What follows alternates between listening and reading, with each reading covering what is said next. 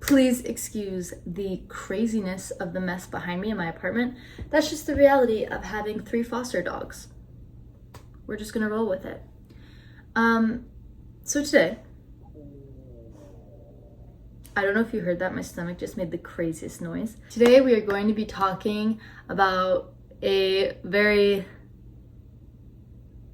special topic that you might find some difficulty with on your spiritual journey or your self-growth journey, and that is family. Oh, family, how we love them so much. I'm going to start with a quote from someone named Ram Dass. If you don't know who Ram Dass is, he has passed away, but he was an incredible just like sage or wise man in the spiritual world, and just like learning how to approach life with a very loving perspective.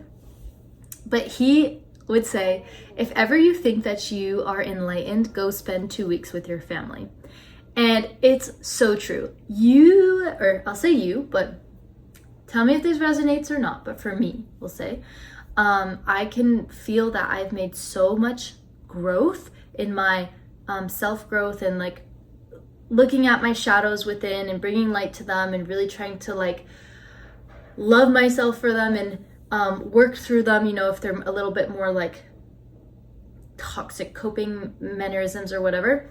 And then I'll be with my family and it will all go away. Like every single thing that I've ever worked on just goes away, because there's this version of yourself that comes out when you're with your family. It's just like this, it's your inner child. It's all the things that you have tried so hard to like overcome naturally come out. Your family gets on your nerves.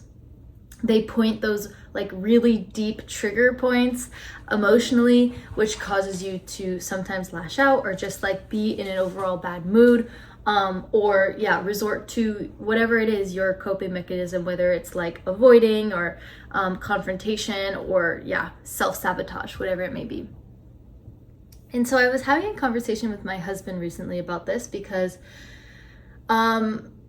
it's really hard to maintain like a positive attitude when you have spent your entire life creating like a very positive and uplifting outlook on the world, especially if you don't come from a family that naturally has that way of looking at the world, which I can guarantee that way more than half of the people looking at this video most likely don't come from a family that have that beautiful like outlook on life.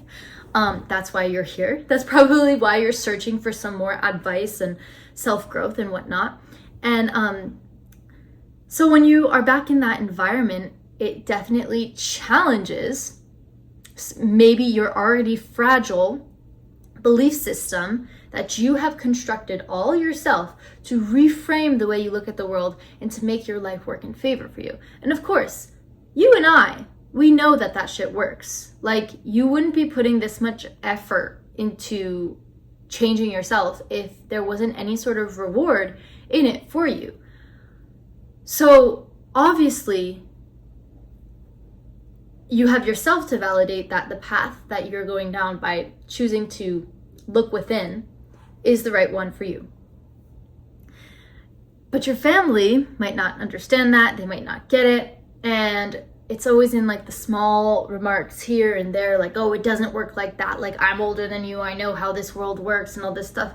But what they fail to see is that the world that I see and the world that you see are so different, are only as deep as you allow them to be. So as deeply as someone works on themselves is how intensely and how deep they experience life. But if there's someone who is 60 years old and has never worked on themselves, they're not going to have that same sort of experience of life. And everyone is unique, and we all have our own ways of interpreting the world around us. So all of our perspectives are different, but like I said, not everyone believes that way. So it gets quite difficult to maintain your like strong pillar when you're amongst the vast majority of people who think that's like woo-woo or crazy, or think that you're literally delusional. And this kind of connects to my last video, which I spoke a little bit on this, but I'm gonna like kind of combine both of these videos or the topics right now, because a recurring theme that I often feel like within my family, or when you're with people who just like don't get the whole spiritual growth or self-growth journey, is that you basically have to be delusional before things become real. Just like if you're going on your social media and you know someone in your like friend group and they just start posting on social media, it's cringy until it works. Those people that post like 100 times per day, they have AI help them like post 100 times per day, or they're just like putting themselves out there. It's cringy until it works. And then all of a sudden they've got thousands of followers and that's their job.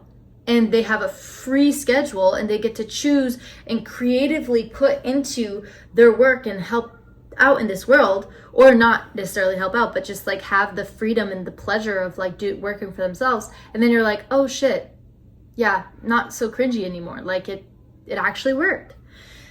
And so being delusional is actually a fucking superpower.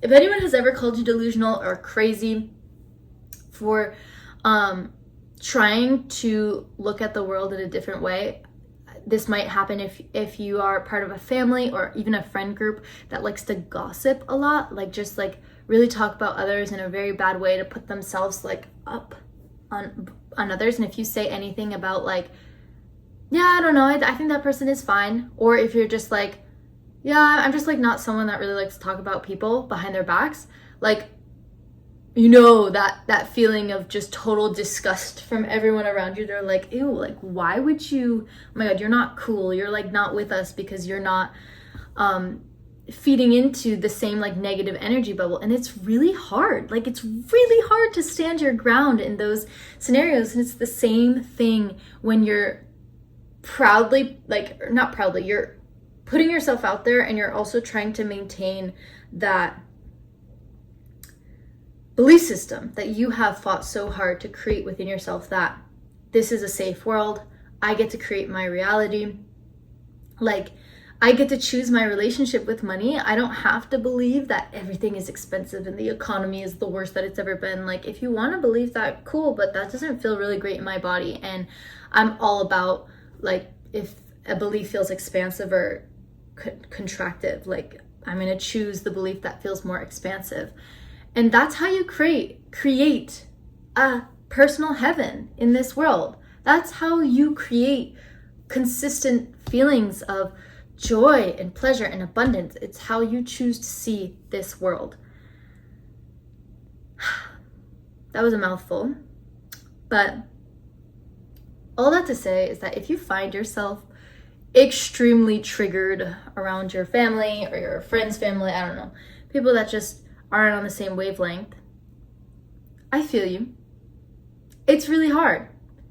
And it's really easy to fall into like feelings of shame and blame towards yourself and being like, oh, like I should try harder to accept and love, like, even though like they just don't know, and it's true, they just don't know, and it's just a different perspective. But also give yourself the grace to like allow those feelings of frustration to move through you, because that feeling of frustration is just like a conflict of like two different energies like rubbing up against one another. There's no flow, there's no harmony, it's like stagnation. And oftentimes you have to like hold back your own words or like really put down a part of yourself. Well, you don't have to. Yeah, you don't have to. But if that's your coping mechanism, like me, that will create stagnation and frustration and resentment, and sometimes it just like comes out.